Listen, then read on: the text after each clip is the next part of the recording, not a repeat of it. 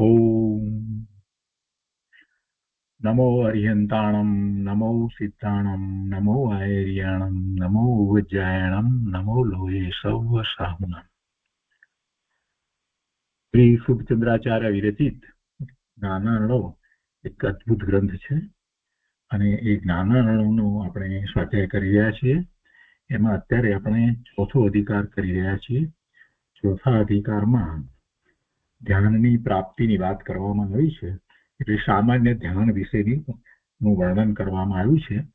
તો પહેલા ધ્યાન વિશેનું વર્ણન કર્યું છે. તેમાં એક મહત્વની વાત પહેલા જ બતાવી કે ધ્યાતાના લક્ષણો શું અને ખરેખર ધ્યાતા કેવો હોય, તો જેને મુમુક્ષુતા હોય, જેને વિરક્તપણું હોય, ક્ષોભ રહિત શાંત ચિત્ત હોય, મનને જેને વશ કર્યું હોય, સ્થિર હોય, ચંચળતા ન હોય, જીતેન્દ્રિયપણું હોય, સંવરયુક્ત હોય અને ધીર ગંભીર હોય, એવા જેના લક્ષણો છે એ સાચો ધ્યાતા છે અને એ ધ્યાનમાં સફળ થાય છે. આ વાત આપણે લીધી છે.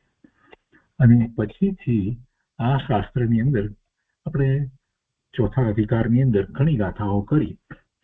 તો એમાં શરૂઆતમાં તો આચાર્ય ભગવાને ગાથામાં એમ કહ્યું કે ભાઈ ગૃહસ્થ જે છે એને ધ્યાન ન થઈ શકે. ધ્યાતાની વાત કર્યા પછીથી અને કેમ ન થઈ શકે એના બધા કારણ આપ્યા.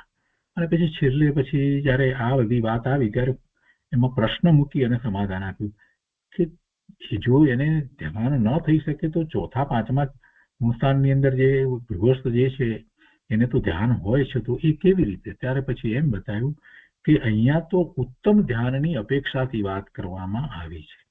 ઉત્તમ ધ્યાન એટલે જે ધ્યાન મોક્ષ માર્ગમાં શુક્લ ધ્યાનનું કારણ બની શકે એવું ધ્યાન ગ્રસ્તને હોતું નથી, એમ કરી અને ત્યાં સ્પષ્ટતા કરવામાં આવી. એટલે ગ્રસ્તને જે ધ્યાન હોય છે એ ધર્મ ધ્યાન હોય છે. અને એ વાત પછીથી ગૃહસ્થને ધ્યાન નથી એના કેટલા બધા કારણો એ બધી વાત સમજ્યા પછીથી અને આ છેલ્લી સ્પષ્ટતા પછીથી આગળ એ વાત કરી કે મિથ્યા દ્રષ્ટિને ધ્યાન થઈ શકતું નથી, એની વાત લીધી. અને એમાં મિથ્યાત્વની અનેક પ્રકારે વાત સમજાવ્યા પછીથી એમાં અન્યમતી એને ધ્યાન નથી થઈ શકતું એ સંબંધીની જે વાત કરવામાં આવી. અને એ અન્યમતી જે છે એને કઈ રીતે ધ્યાન નથી થતું એની કેટલીક વાત લેવામાં આવી. અને એમાં એક વાત એ લીધી કે અન્યમતી ને પાખંડ છે અને અનેકાંતને બદલે એકાંતથી વસ્તુ સ્વરૂપને પકડે છે અને એને લીધે થઈ અને એમને મિથ્યાત્વનો પ્રસંગ આવે છે. જે વસ્તુ જેમ છે જેવી ઈશ્વર ભગવાનના જ્ઞાનમાં આવી છે એવી એમણે સ્વીકારી નથી અને સ્યાદવાદથી વસ્તુને સ્વીકારતા નથી. એટલે કેટલીક વાત એમણે સ્વીકારી છે પણ એકાંતે પકડી છે એટલે મિથ્યાત્વનો પ્રસંગ આવે છે. એ બધી વાત એમાં લેવામાં આવી. અને પછી અહીંયા 21મી ગાથામાં આપણે જે લીધું એ પ્રમાણે સાંખ્ય, નૈયાયિક, વેદાંત અને મીમાંસક જે છે એ લોકો આત્માને સર્વથા નિત્ય માને છે. સર્વથા નિત્ય માને છે આત્માને, સર્વથા નિત્ય. એટલે નિત્ય અનિત્ય એમ બે નથી માનતા. વસ્તુ સ્વરૂપ તો એવું છે આત્મા દ્રવ્યથી નિત્ય છે, પર્યાયથી અનિત્ય છે એ નથી માનતા. અને બૌદ્ધ જે છે, બૌદ્ધ મતી તો વસ્તુને સર્વથા ક્ષણિક જ માને છે, અનિત્ય સ્વરૂપ જ માને છે. એટલે એ બંને મત ને પાછા એકાંતે માને છે એટલે એ ખોટું છે. એ બધી વાત આવી મિથ્યાત્વનો પ્રસંગ એમાં આવે છે.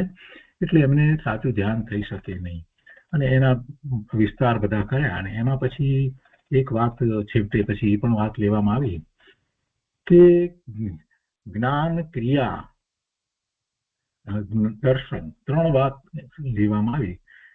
જ્ઞાન, દર્શન અને ક્રિયા એ ત્રણની વાત જે લેવામાં આવી તો આ અન્ય મતની અંદર જે બીજા કેટલાક લોકો જે છે એ ત્રણને નથી માનતા. ત્રણ દ્વારા વસ્તુ સ્વરૂપની પ્રાપ્તિ થાય એવી માન્યતા નથી. એટલે કોઈ બે થી જ એની પ્રાપ્તિ થાય એમ માને છે. એટલે કે કેટલાક એવા છે કે બે થી પ્રાપ્તિ થાય.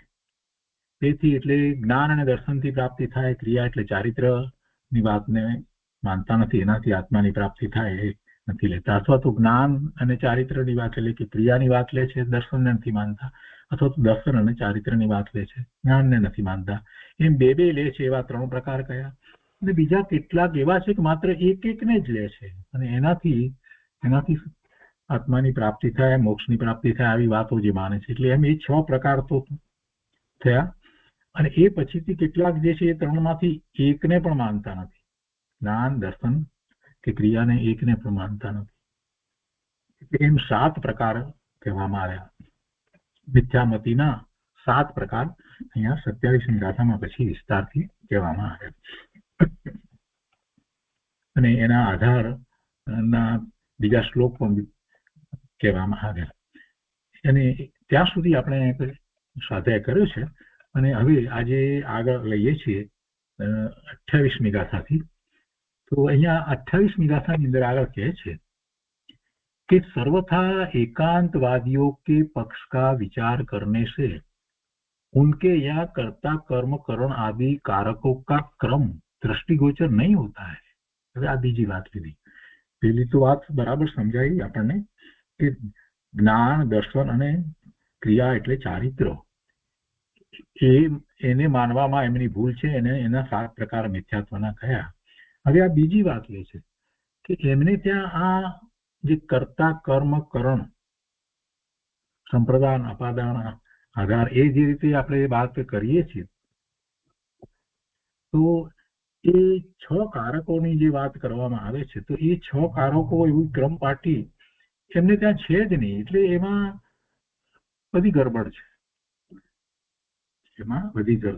કેમ કે કર્તાને સ્પષ્ટપણે તમે ન જાણો ત્યાં સુધી તમને અનેક વસ્તુમાં કર્તાપણું કરવાનું મન થાય. એટલે એમને ત્યાં આ બધું કઈ છે જ નહીં. અહીંયા તો પહેલા એ વાત કરે 28માં, પછી એનો આગળ વિસ્તાર પછી લે છે. અને પછી કહે છે કે જો વિદ્વાન, એનાથી ઉલટું કે જે ખરેખર જે સાચા વિદ્વાન જે છે એ તો બધી રીતે વિચાર કરે છે. એટલે પહેલા તો એ વાત લખે છે.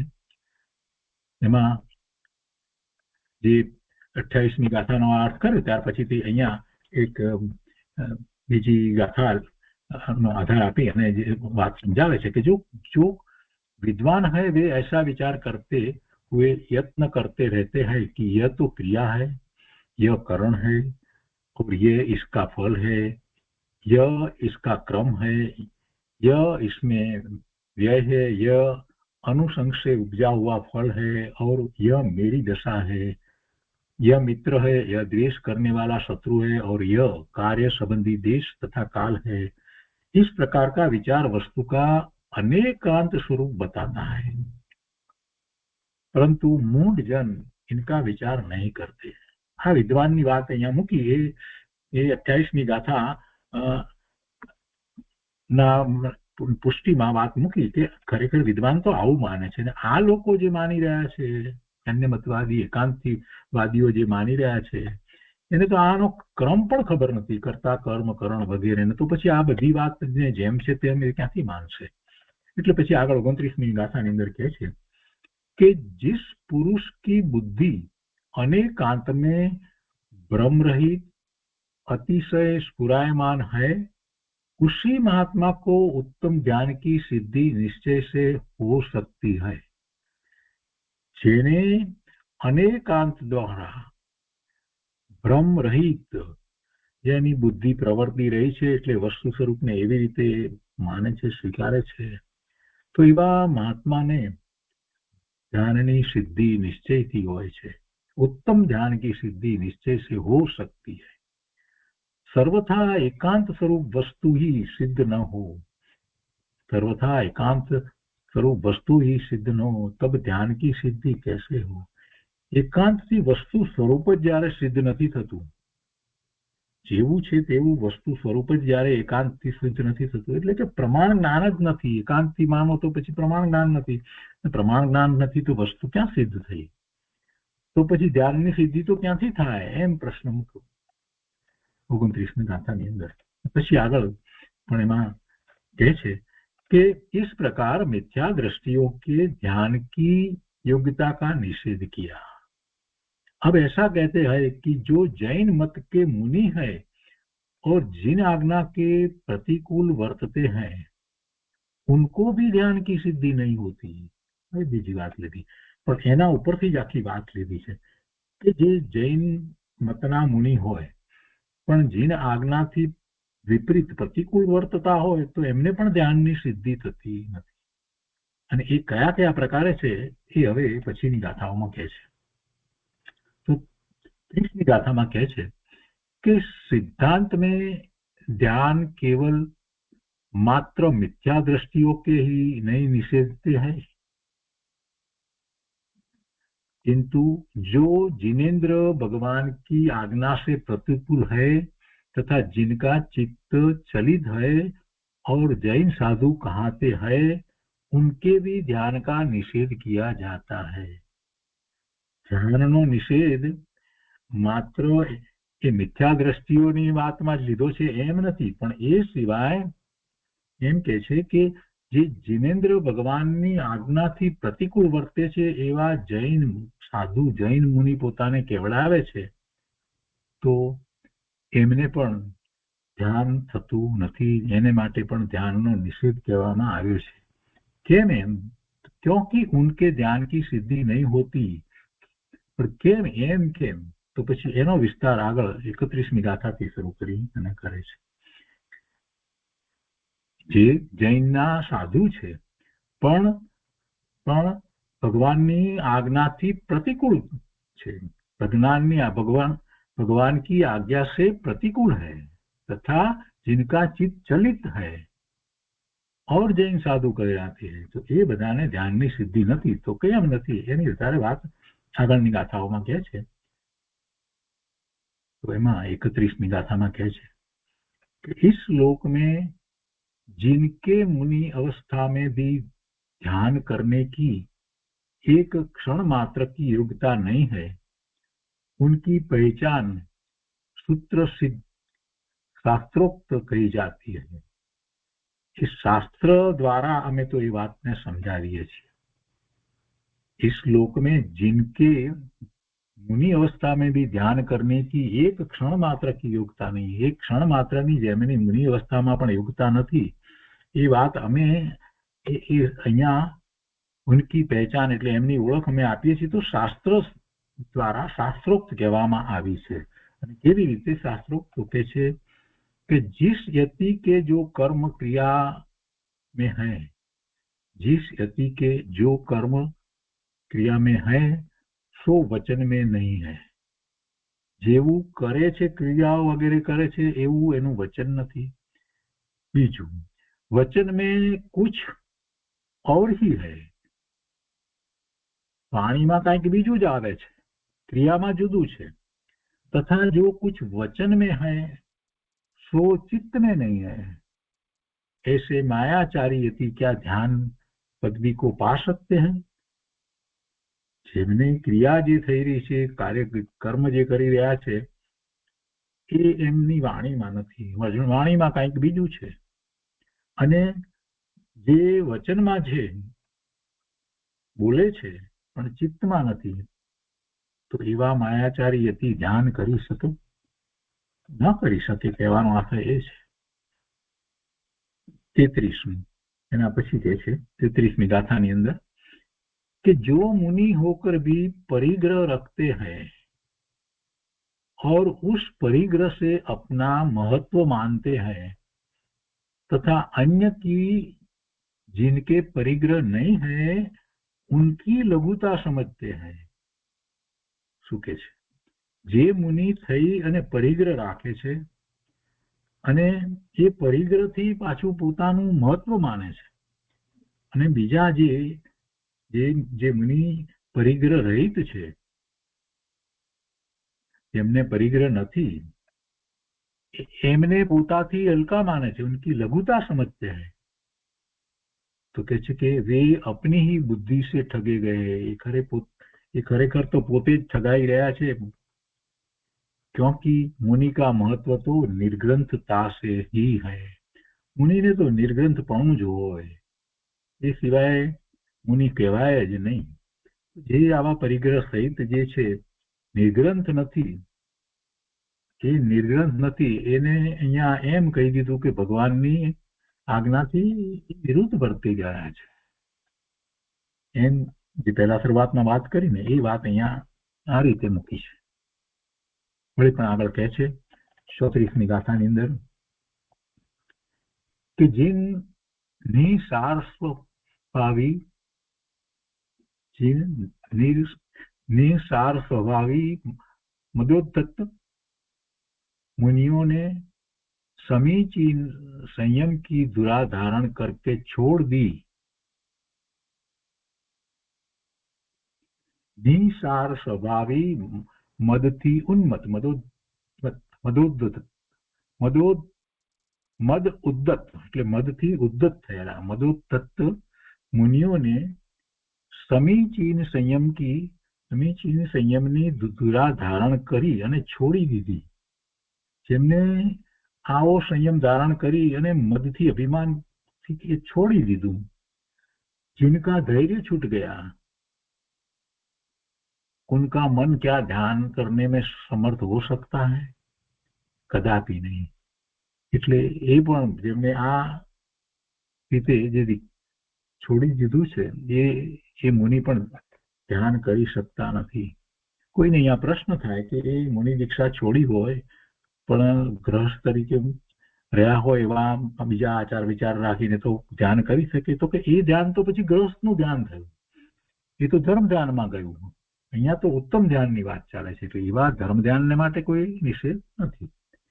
અહીંયા તો ધર્મ ધ્યાન, ઉત્તમ ધ્યાન, ધર્મ ધ્યાનથી આગળ વધીને જે છે જેના કારણે શુક્લ ધ્યાન થાય છે એવા ઉત્તમ ધ્યાનની વાત ચાલે છે. એવું ઉત્તમ ધ્યાન એ કરી શકતા નથી. જે સંયમની દુરાને છોડી દે, ફરી પાછા ગ્રસ્ત થયા હોય કાંઈ પણ હોય તો. क्योंकि हीन प्रकृति मदोत्तत धैर्य रहित के ध्यान की योग्यता नहीं है. ધૈર્ય રહિત છે ને મદથી ઉદ્ધત થયા છે, એમને ધ્યાનની યોગ્યતા હોતી નથી. એ પછી 35મી ગાથામાં કહે છે કે જો मुनि कीर्ति प्रतिष्ठा और अभिमान के अर्थ में आसक्त है, જે મુનિને પ્રતિષ્ઠા કીર્તિ પ્રાપ્ત કરવી છે અને અભિમાનમાં રહ્યા છે, દુઃખી થાય એવા જે એની ઈચ્છા ધરાવી રહ્યા છે એ ખરેખર તો દુઃખી છે. દુઃખી થાય તથા લોક યાત્રા से प्रसन्न होते हैं. લોક યાત્રાથી એટલે કે આ યાત્રાઓ વગેરે કરવામાં એને ગમે છે, પ્રસન્ન થાય છે. अर्थात हमारे पास बहुत से लोग आवे जावे और हमको माने, ऐसी जो वांछा रखते हैं प्रतिष्ठा कीर्तिनी અને બીજી યાત્રા વગેરેમાં જેમને ગમે છે તો કહે છે કે उन्होंने अपने ज्ञान रूपी नेत्र को नष्ट किया है. વિજ્ઞાન આરાધના તો કરતા જ નથી. અહીંયા તો જ્ઞાન, દર્શન અને ક્રિયા એ ત્રણ મળી અને આખી આરાધનાની વાત કરી છે ને, તો કે એ લોકો ज्ञान रूपी नेत्र ने तो एमने बंद कर दीदा है. ऐसे मुनियों के ध्यान की योग्यता नहीं हो सकती. ध्यान की योग्यता हो ही नहीं. तरफ एक પછી એક વાત ક્રમમાં એટલી સુંદર રીતે લીધી છે કે ધ્યાનની યોગ્યતા માટે શું કરવું જોઈએ, તો એમાં એ રીતે વાત લીધી કે આ જે કંઈ છે એમાં ધ્યાનની યોગ્યતા નથી, એટલે આમાંનો કોઈ પણ દોષ તમને આવતો હોય તો તમને ધ્યાન ન થઈ શકે. અને અહીંયા તો ઉત્તમ ધ્યાનની વાત છે એટલે આ તો બધી વાત મુનિને માટેની છે, આ બધી ગાથા તો મુનિને માટેની છે. પણ એ ઉપરથી આપણને પોતાને પણ કેટલીક વસ્તુ ગ્રસ્ત દશાની અંદર ધ્યાન માટેની એમાંથી આપણને પ્રાપ્ત થાય કે મદ અભિમાન આ જે બધું જે છે એ ન હોય. ભગવાનની વાણીમાં જે પરમ સત્ય પ્રકાશ્યું છે એનાથી વિપરીત જો માન્યતા હોય તો ધ્યાન થાય નહીં. મુનિને તો ન થાય, પણ ગ્રહસ્થને પણ ન થાય, કોઈને ન થાય. આ બધી વાત આપણે આમાંથી પકડવાની છે. આગળ લઈએ 36માં કહે છે कि जिन मुनियों ने अपने अंतःकरण की शुद्धता के लिए उत्कट मिथ्यात्व रूपी समस्त विष नहीं वमन किया, नहीं उगला, જે મુનિઓએ પોતાના અંતઃકરણની શુદ્ધતા માટે સમસ્ત મિથ્યાત્વનું વમન કરી નાખ્યું નથી, સમસ્ત મિથ્યાત્વને કાઢી નાખ્યું નથી,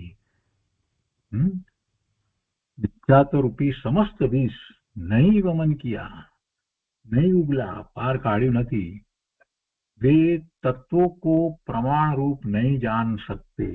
संपूर्णपणे मिथ्यात्व रहित થાય તો જ એ તત્વો ને પ્રમાણ રૂપ જાણી શકે. જેમ છે તેમ પ્રમાણ રૂપ એટલે જેમ ભગવાને જેવા આશયથી જેવા પ્રયોજનથી કેવા ધાર્યું છે તે રીતે એ જાણી શકે. એ સિવાય જો નથી ઉગલ્યું, મિથ્યાત્વ કાઢ્યું નથી તો એ જાણી શકે નહીં. तत्वों को प्रमाण रूप नहीं जान सकते, क्योंकि मिथ्यात्व रूपी विष ऐसा प्रबल है कि इसका लेश मात्र भी हृदय में रहे, જરાક અંશ પણ મિથ્યાત્વનો રહે तो तत्वार्थ का ज्ञान श्रद्धान प्रमाण रूप नहीं होता. तब ऐसी अवस्था में ध्यान की योग्यता कहाँ. बहुत सरस बात મૂકી છે. મિથ્યાત્વનો અંશ પણ જે પોષે નહીં એને જ ધ્યાન થઈ શકે. ભલે સમ્યક દર્શન નથી થયું પણ મિથ્યા શ્રદ્ધાન સવિકલ્પ દશામાં જરાક પણ હોય નહીં, અંશ પણ એને હોય નહીં. એક અંશ પણ મિથ્યા શ્રદ્ધાનો હોય નહીં. આ બહુ જરૂરી છે. સવિકલ્પ દશાની અંદર આખો પુરુષાર્થ જે છે શાસ્ત્ર દ્વારા વસ્તુ સ્વરૂપને સમજવાનો છે અને જેવું ભગવાને કહ્યું છે એમ જ સમજવાનું છે. આ બહુ મહત્વનું છે. એ કરીએ નહીં અને ઓગે ઓગે ચલાવે જઈએ, સાચી માન્યતા સાચી સમજ ના હોય તો ધ્યાન નહીં થઈ શકે. શાસ્ત્રના અભ્યાસ કેટલા બધા કર્યા પછીથી આપણે આ ધર્મ ધ્યાન આરાધનાની શરૂઆત કરી છે, એમને એમ કરી નથી.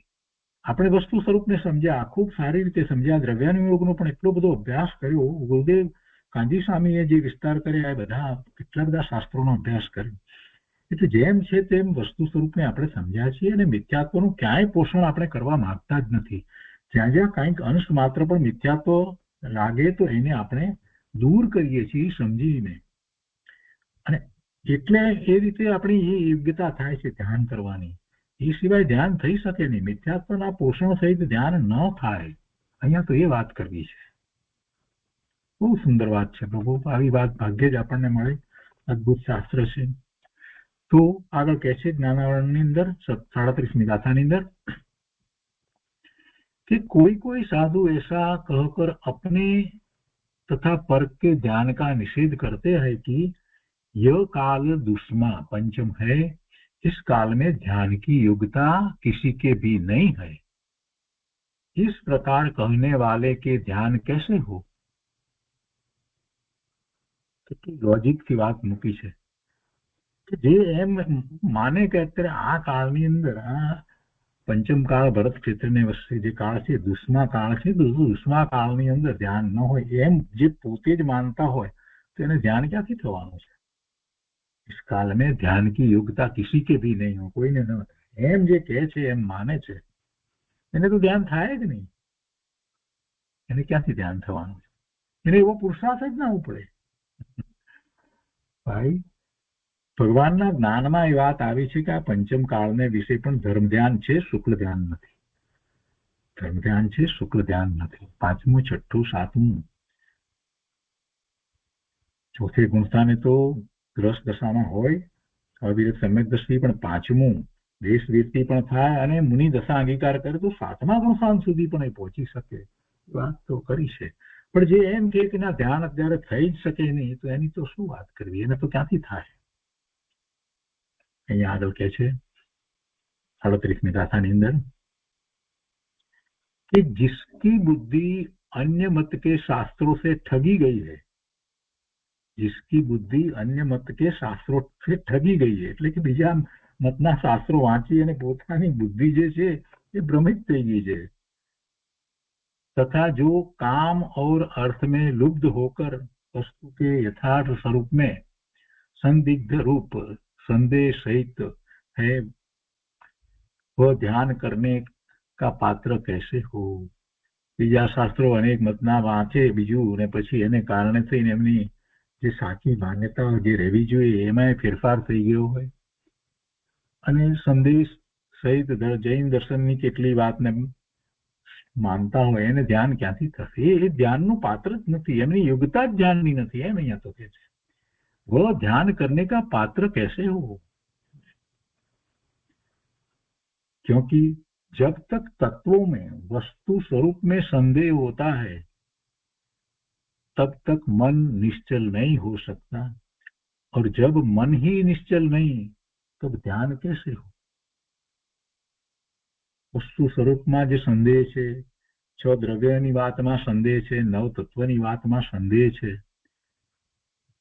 પોતાના સ્વરૂપની વાતમાં જે સંદેહ છે, શરીર સહિત પોતાનું સ્વરૂપ માનતા હોય ને કંઈક અનેક પ્રકારની દલીલો કરતા હોય તો એને ધ્યાન ક્યાંથી થાય? એનું મન જ હજી નિશ્ચલ નથી તો પછી એને ધ્યાન કેવી રીતે થાય? કેમ કે મન નિશ્ચલ થાય તો જ વિકલ્પો ઘટે, અને મન નિશ્ચલ ક્યારે કેવી રીતે થાય? કે સત્ય વાતનો સ્વીકાર કરે ત્યારે થાય. જીનવાણીનો જેમ છે તેમ સમજીને સ્વીકાર કરે ત્યારે મન નિશ્ચલ થાય, અને મન નિશ્ચલ થાય તો પછી એ ધ્યાન કરી શકે. કે અહીંયા 38મી ગાથાની અંદર વાત કરી, પછી હવે આગળ 39મી ગાથામાં કહે છે કે એક તો मन स्वभाव से ही चंचल है. मन तो स्वभावથી चंचल છે તો બધા જ કહે છે, આપણે બધા જાણીએ છીએ. एक तो मन स्वभाव से ही चंचल है, इस पर भी जिसका मन नास्तिकवादियों द्वारा वंचित किया गया हो वह मुनि ध्यान की परीक्षा में कैसे समर्थ हो सकता है? तो मन चंचल છે અને પાછું જે નાસ્તિકવાદીઓ જે છે એની વાતનો વિચાર કરી અને એ આગળ વધે તો એ ધ્યાનની પરીક્ષામાં ક્યાંથી પાસ થાય? એ કેવી રીતે ધ્યાન કરવાના? નાસ્તિકવાદ, ઈશ્વર નથી, ઈશ્વર નથી એવી રીતનો નાસ્તિકવાદ જે ચાલે છે ને, એ અહીંયા જૈન દર્શન તો એવો સર્વોપરી ઈશ્વર નથી એમ માને છે કે જે ઈશ્વર જગતની રચના કરે, જગતનું નિયમન કરે એવો ઈશ્વર આપણે માનતા નથી. પણ આપણે ઈશ્વરને માનીએ છીએ તો કેવા ઈશ્વરને માનીએ છીએ કે જેને પોતાની પૂર્ણ શુદ્ધ દશાને પ્રાપ્ત કરી છે, સંપૂર્ણ કર્મ મળને જેને દૂર કર્યો છે એને આપણે ઈશ્વર કહીએ છીએ, એને બધું પોતાનું ઐશ્વર્ય પ્રગટ કર્યું છે. પણ એ કંઈ કરે, જગતની રચના કરે કે જગતનું નિયમન કરે કે દોષી હોય એને શિક્ષા કરે એવી કોઈ વાત આપણામાં નથી. એટલે આપણે એમ નાસ્તિક નથી. અને બીજી વાત, આપણી આસ્તિક્યની વાત તો જૈન દર્શનમાં એ છે, શરૂઆત જ આસ્તિક્યથી થાય છે કે પોતાના આત્માનો સ્વીકાર. જેને પોતાના આત્માનો સ્વીકાર છે, શુદ્ધ સ્વરૂપનો સ્વીકાર જે છે, તો એ શુદ્ધ સ્વરૂપનો સ્વીકાર કરે છે કેવી રીતે? સિદ્ધ ભગવાનના સ્વરૂપનો સ્વીકાર કરીને તો પોતે પોતાના શુદ્ધ સ્વરૂપનો સ્વીકાર કરે છે. વર્તમાનમાં પોતાનું શુદ્ધ સ્વરૂપ જે છે એ પર્યાયની અપેક્ષા એ નહીં, દ્રવ્ય અપેક્ષા છે, પણ છતાંય જેવું છે તેવું સ્વીકારે છે. કઈ રીતે? તો સિદ્ધ ભગવાનના સ્વરૂપનો વિચાર કરીને તો એ સ્વીકારે છે. એટલે એનો અર્થ એ છે કે સિદ્ધ ભગવાનને આપણે પહેલા સ્વીકારીએ છીએ. સિદ્ધ સમાન સદાપદ મેરો, આ વાત છે સિદ્ધનું સ્વરૂપ, અને એવી સિદ્ધ દશા થાય છે. એટલે અહીંયા જે આસ્તિક્ય છે એ તો બહુ જ પ્રયોજનભૂત અને શ્રેષ્ઠ આસ્તિક્ય છે. જૈન દર્શનનું આસ્તિક્ય એવું છે, એમાં નાસ્તિકતાનો અંશ નથી. પણ બીજા લોકો સમજતા નથી એટલે એવી વાત કરે. કેમ કે આપણે ઈશ્વરને કરતા નથી માનતા ને, ઈશ્વરને આ જગતનો કરતા નથી માનતા, નિયમન કરતા પણ નથી માનતા, એટલે એ કહે છે કે તમે નાસ્તિક. આ એક ખોટી ઊંધી વાત કરે છે. એટલે એવી વાત જે છે, અને એને એમ માને કે આપણે જૈનમાં પણ આપણે ઈશ્વરને નથી માનતા, ને એવી રીતે આખો જે વિચાર કરે છે એ તો મૂર્ખતા છે. તો એ ધ્યાનની પરીક્ષામાં કેવી રીતે સફળ થાય? એ ધ્યાન ક્યાંથી કરવાનો છે? અર્થાત નહીં હો सकता, क्योंकि नास्तिक मती खोटी खोटी युक्तियों से आत्मा का नाश ही सिद्ध करते हैं. उनकी कुयुक्तियों में जिसका मन फंस जाता है उसकी ध्यान की योग्यता कहाँ से हो सकती है? એને ધ્યાનની યોગ્યતા થાય જ નહીં. અને પછી 40મી ગાથામાં જે વાત કરે છે कि जिनके मन में राग से रंजित कांदर्पी आदि 5 भावनाओं ने निवास किया है उनके वस्तु निश्चित तत्वार्थ ज्ञान कैसे हो એને તત્વાર્થ જ્ઞાન કેવી રીતે થાય? તત્વાર્થ જ્ઞાન નથી તો પછી તત્વાર્થ શ્રદ્ધા નથી તો પછી ધ્યાન ક્યાંથી કરશે? તો એ સંબંધી પછી આજે કહ્યું ને અહીંયા કે કાંદર્પી આદિ 5 ભાવના, એવી 5 ભાવનાઓ, તો એ બધી દરેક 5 ભાવનાઓની વાત હવે પછી આની ગાથાઓમાં કરે છે. તો આપણે આજનો સ્વાધ્યાય અહીંયા સુધી રાખીએ છીએ, 40મી ગાથા સુધી રાખીએ છીએ. ધ્યાનની અદ્ભુત વાત અહીંયા આચાર્ય ભગવાને કહી છે. અને આજે પ્રશ્નો ઉત્તર ન લેતા આપણે બીજી એક વાત અહીંયા લઈએ છીએ કે ધ્યાનની બાબતમાં નિયમિતતા રાખવી પણ ખૂબ જરૂરી છે. કેમ કે આપણે જે પ્રયોગ કરીએ છીએ અને એમાં નિયમિતતા ન રાખીએ તો નહીં ચાલે. તેથી આપણી સૌથી શરૂઆતની અંદરની જે વાત હતી, જે સ્લાઇડ્સમાં દ્વારા બતાવ્યું હતું કે પૂર્વ તૈયારી, તો એ પૂર્વ તૈયારીની સ્લાઇડ્સને ફરી જોઈ લેવી. આગલા દિવસથી તૈયારી આપણી હોવી જોઈએ. આગલા દિવસે આપણે પ્રતિક્રમણ કરીએ અને હું જ્ઞાયક છું આ ભાવ સહિત આપણે જ્યારે સૂઈ જઈએ છીએ ને સવારના પહોરમાં ઉઠીને બીજી કોઈ વાતમાં પડતા નથી, કોઈ વિચાર નથી કરતા, કોઈ આજના દિવસમાં શું કરવું છે એનો પણ વિકલ્પ નથી લાવતા, એમ કરીને જ્યારે ધ્યાનની શરૂઆત કરીએ છીએ ત્યારે એ પ્રયોગમાં આપણે કંઈક આગળ વધી શકીએ છીએ. તો આ બધી વાત પહેલા ઘણી વાર કહેવાઈ ગઈ છે, તો આજે એ વાત ફરીથી યાદ કરાવું છું. અને એ રીતે આજનો આ ક્લાસ અહીંયા આપણે પૂરો કરીએ છીએ. સુખધામ બોલી અને ક્લાસ પૂરો કરીએ છીએ.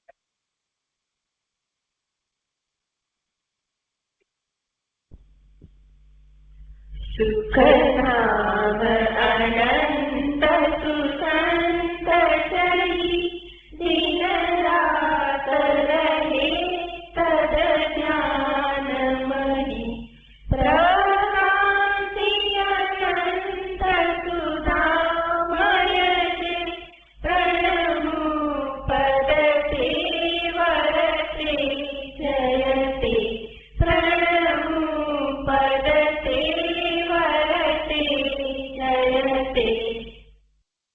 જય જિનેન્દ્ર.